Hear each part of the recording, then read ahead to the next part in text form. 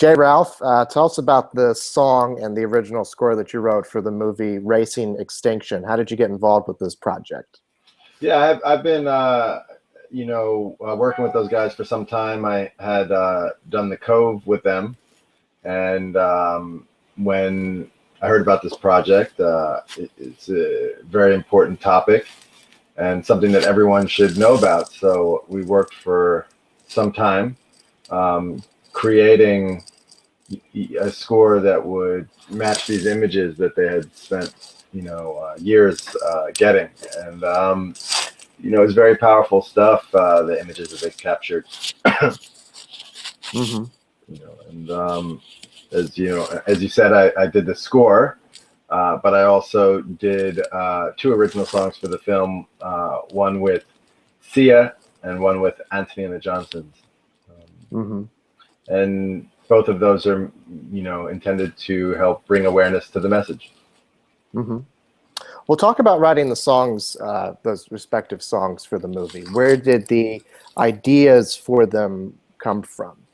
Well, the finale of the film was this kind of anthemic call to action where Louis and the team projects all these images onto the Empire State Building and other buildings such as the United Nations. And subsequently after the film, the Pope had even commissioned them to do it on the Vatican.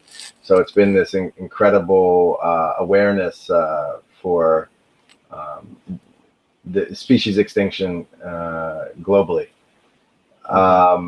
We needed something that would punctuate this and help draw attention and could travel very fast through culture. And I wrote this song with Sia called "One Candle" to help do that. And then the film ends with this montage of all different species, allowing the audience to reflect and absorb everything that they have seen in the entire film.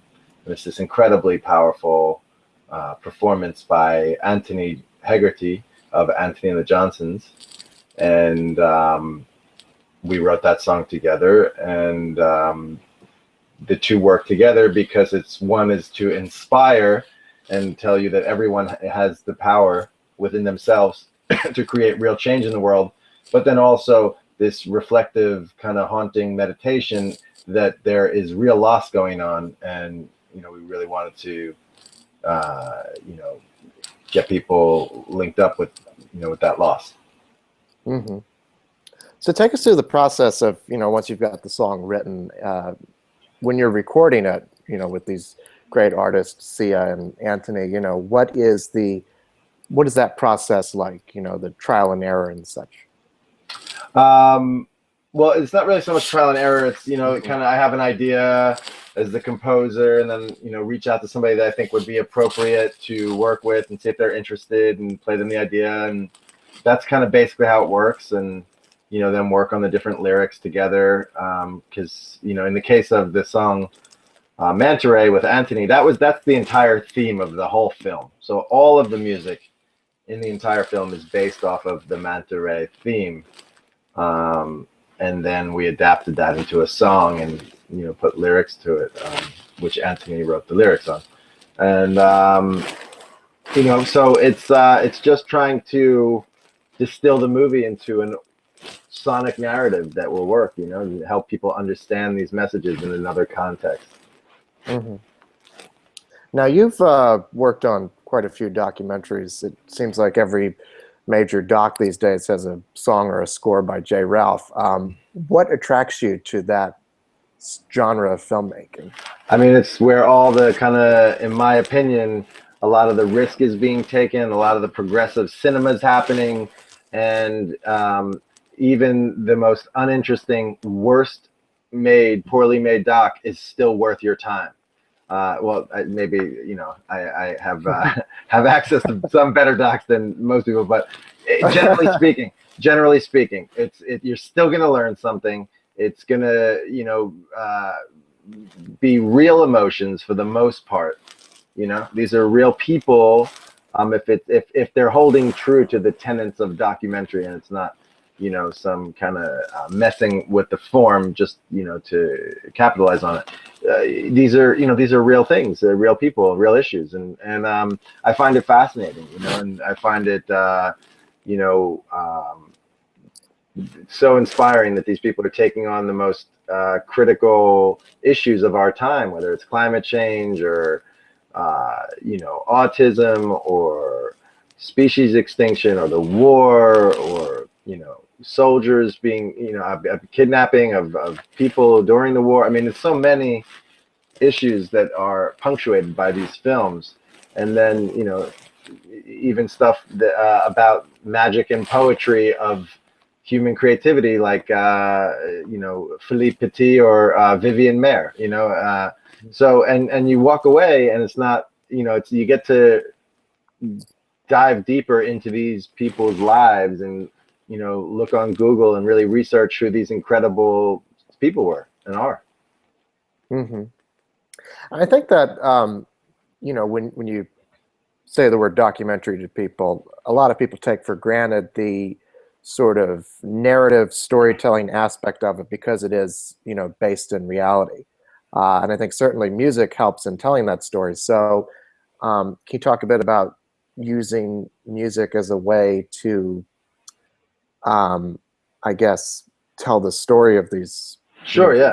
movies? My producing partner, Arthur Pingree, and I, and Brian Binsack, you know, we work together closely at the studio.